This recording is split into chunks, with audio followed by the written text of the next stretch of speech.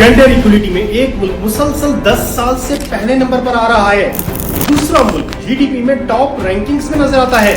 Work balance देखना हो तो यहाँ देखें, टॉप 5 ग्रीन कंट्रीज में से 3 तो यही हैं। ये चल क्या रहा है?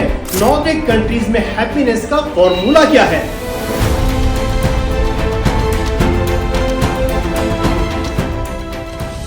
अस्सलाम वालेकुम दोस्तों, नॉर्डिक टर्म नॉर्डर्न से ली गई है, जिसका मतलब है द नॉर्थ। नॉर्डिक कंट्रीज को नॉर्डिक इसलिए कहा जाता है कि ये सब कंट्रीज यूरोप के नॉर्थ वेस्टर्न पार्ट पर मौजूद हैं और एक्सट्रीम नॉर्दर्न लैटिट्यूड पर आती हैं। नॉर्डिक कंट्रीज में Sweden, Norway, Denmark, Finland, Iceland और साथ में कुछ ऑटोनोमस रीजन्स जैसे फोर आइलैंड, ग्रीनलैंड और अलान आइलैंड शामिल हैं।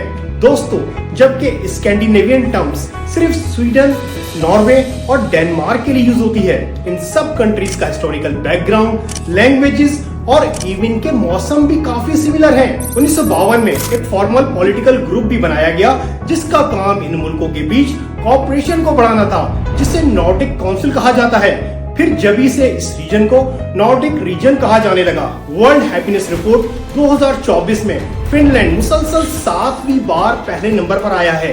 ये बात किसी हद तक अगर मान भी लें कि ये कंट्रीज रिच हैं, तो सिंगापुर जो चौथी अमीर कंट्री होने के बावजूद इस रैंकिंग में 26वें नंबर पर मौजूद है। इन कंट्रीज में रहने वाले लोग ऐसा नहीं कि खुश मिजाज हैं, क्योंकि एक स्टडी के मुताबिक आपके खुश रहने में जेनेटिक्स का ताल्लुक सिर्फ 30%, जबकि इन्वायरमेंटल फैक्टर्स का ताल्लुक 70% तक होता है।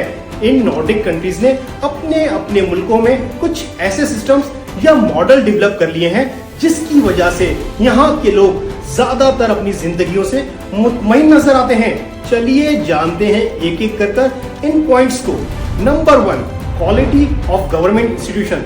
इन कंट्रीज में government institution high quality standards के होते हैं, जिसके 2 बेसिक रीजन हैं, high quality democracy and high quality delivery. Number 2, welfare state generosity. इन कंट्रीज में गवर्नमेंट की कोशिश होती है कि लोगों को वेलफेयर प्रोग्राम के जरिए बेहतर से बेहतर फैसिलिटीज दी जाए, जैसे कि good pension fund, parental leave, free health, education और solid unemployment benefits. Number 3, trust. इन कंट्रीज में ट्रस्ट लेवल बहुत हाई होता है। लोगों का ना सिर्फ गवर्नमेंट पर ट्रस्ट होता है कि गवर्नमेंट हमारे टैक्सेस को बेहतर से बेहतर तरीके से यूज करेगी, बल्कि लोगों का सोसाइटी लेवल पर भी ट्रस्ट लेवल बहुत हाई होता है। रीडर डाइजेस्ट ने 2021 में ग्लोबली सर्वे किया, जहां वॉलेट रिटर्न्स का डेटा को एनालाइज किया गया। दोस्तों, क्या आप जानते हैं फिनलैंड के कैपिटल हेलेसिंकी ने यहाँ भी टॉप किया। Number 4, freedom of choices. हमारी कंट्रीज में फ्रीडम को सिर्फ वोट के फ्रीडम से जोड़ दिया जाता है, जबकि फ्रीडम का ताल्लुक आपकी डेली लाइफ रूटीन से है।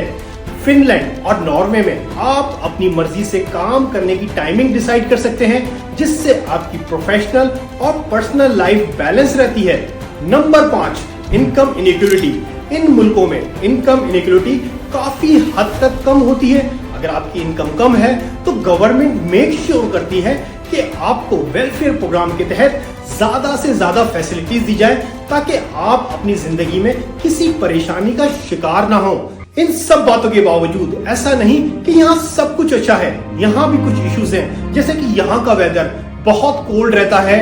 1970 से 1980 के बीच फिनलैंड में सुसाइड रेट बहुत हाई था, जो बाद में नीचे आया, लेकिन फिर भी आज भी इन कंट्रीज में suicide rate under developed countries से ज्यादा है।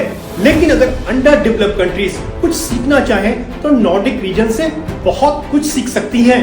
और अगर आपको ये वीडियो इन्फॉर्मेटिव लगी है तो लाइक का बटन दबाइए और मजीद आने वाली ऐसी वीडियोस को देखने के लिए सब्सक्राइब का बटन दबाइए। शुक्रिया।